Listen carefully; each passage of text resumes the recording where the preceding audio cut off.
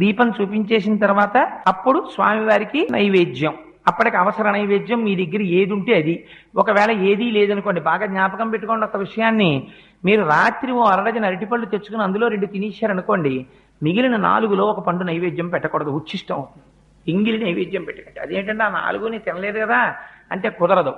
ఒకే అంచుకు వేలాడుతున్నటువంటి పళ్ళలో కొన్నిటిని మీరు తిని కొన్నిటిని నివేదన చేయడానికి వీలు లేదు. కానీ ఒక అరడజన అరటిపళ్ళు తెచ్చి 2 తుంపి పూజ గదిలో పెట్టి 4 పళ్ళు మీరు తింటే దోషం లేదు.